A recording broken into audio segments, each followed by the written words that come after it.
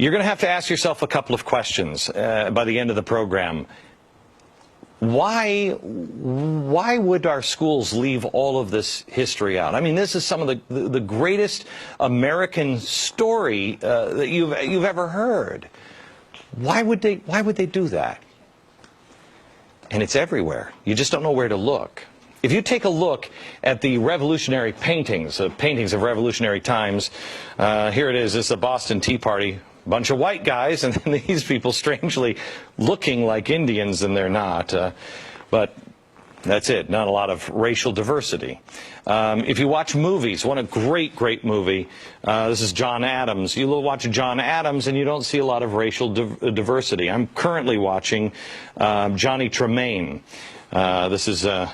I love this movie. I remember this growing up. I was watching it with my kids just last night, and I noticed there are a couple of American Indians, but you don't see any African Americans unless they're slaves. They will show people as slaves, but that's it. Now, I want to show you a painting of the Battle of Bunker Hill. Here's the Battle of Bunker Hill. Bunch of white guys, right? Unless you know where to look. Right here. That's Peter Salem. He was actually the hero of the battle. It doesn't look like he's a hero there. He looks like he's cowering behind the white guy with a sword. He was the hero of the battle. And he saved scores of American lives that day. Why don't we know this? Look here.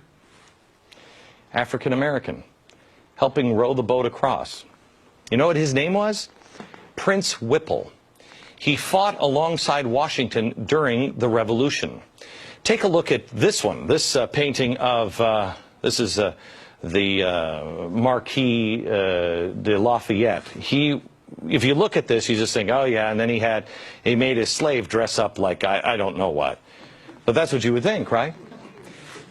This guy is incredibly important. This guy may have won the Revolutionary War. James Armistead was his name. How did he win the Revolutionary War? Double spy. I'm going to let David tell the story here in a minute, but basically the Brits thought that he was spying for them, but he was spying for General Washington. He'd give the Brits bad intel and reveal the good critical information to General Washington. Did you know this story? Why? I'm so tired of people saying, well, it was just the white people, white people, white people. No. No. Why are we intentionally leaving others out? There are black founders. Human history. If I ask the audience, when did America have its first African-American judge? What year would you say? Anybody? Take a guess. Judge. 1860s? Anybody? 1770. Amy, is that just a wild guess? No, not. I wasn't sure exactly, but I think it's about 1770. Tell me. 1768. Wentworth Cheswell, New Hampshire, elected to office in New Hampshire. He was reelected for the next 49 years, held 8 different political positions. Really cool story about him is we all know that Paul Revere made his midnight ride. We also know he wasn't the only guy riding that night. Another guy riding, Wentworth Cheswell, black and white riding. Now, how is it possible? Did you know that we had an African-American ride to say the British are coming, the British are coming? Amy did. Amy did. Anybody else besides Amy know that? 2, 3. Okay, 3 people in the audience. Now, the white guy with the sword is Thomas Grosvenor. So you have Thomas Grosvenor and you have Peter Salem, black and white fighting side by side, but Peter is definitely the hero that day.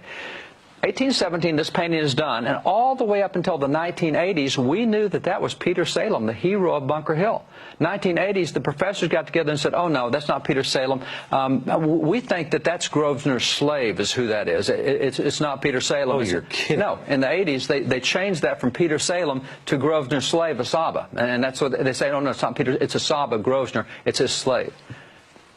how come the guy who painted it and the guy who was there and the guy who saw it and painted what he saw had him as Peter Salem, and now we've all convinced, oh no, it's a slave. Because first, one thing that I think is missing in America, and it is the key to America, has been the difference between individual rights and collective rights. And this man articulated that. In a speech entitled Our Composite Nationality, Frederick Douglass said, "I know of no rights of color superior to the rights of humanity." He thought the worst thing that could happen for blacks after the Civil War was to treat them as exceptions in the law. And so today, with the discursive logjam that we have over things like affirmative action and group rights, and the only thing that you get from government is if you ally with others who look like you or somehow are categorized like you. This goes into your theory that this is why this is not being taught, because you can't play the victim card. If you don't... It goes against the traditional victim narrative. After the Civil War, the history was actually written by the losers. That's the one time in history where the losers wrote the history. That's exactly right. Really interesting perspective. That's exactly right. All right, David, explain quickly. Let's go through these people. Let's go through these.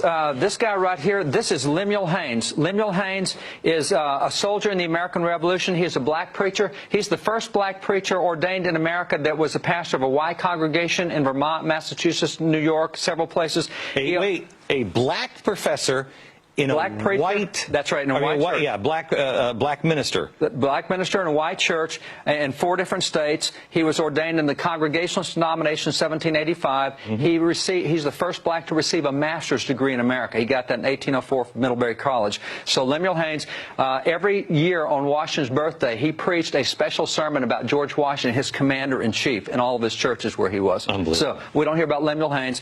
This is Benjamin Banneker. I think he's the most brilliant scientist in American history. This guy, unbelievable what he did. He's the guy more so than Franklin? I would put Franklin and Banneker almost equal. Now, Franklin did a lot of inventions. This guy one time took a pocket watch. He taught himself how to read. He taught himself science. He wrote an almanac that 10 years ahead he was able to predict to the minute solar eclipses, lunar eclipses, 10 years before they happened. I mean, by watching the motion through a telescope, unbelievable what the guy did. He once took the back off a pocket watch, saw how it worked, went home and carved a wooden clock with all the gears, mainspring, and it was accurate to within 1 minute a year. A wooden clock the guy did. He's the guy who laid out Washington, D.C. He's the surveyor who did all that. He's a brilliant mathematician. Jefferson gave him... Never knew this. No. Jefferson gave him an example to France, said, hey, you guys in France think that blacks are inferior? Here's Benjamin Banneker. Okay, first, representatives, I asked, when did we have our first black Speaker of the House? When did we have the first Speaker of the House? 1789. When did we have our first black Speaker of the House? I bet most people would say never. Never. Except it was right here. Joseph Hayne Rainey. Joseph Hayne Rainey of South Carolina is first black to preside over the House of Representatives. These are the first 7 blacks elected to Congress. You have here Senator Hiram Rhodes Revels, the first black U.S. Senator elected. He was a minister of the gospel. He was a missionary. He worked with Frederick Douglass. He recruited 3 regiments of black soldiers in the Civil War, and he was a missionary to slaves in the South. You have here Benjamin Turner, Josiah Wall, the large. This guy right here is really cool. Robert Brown Elliott is probably the most brilliant guy of that era. He actually took on the vice president of the Confederacy in a debate on the floor and just tore his head off. The racist Alexander Stephens. It was a great debate.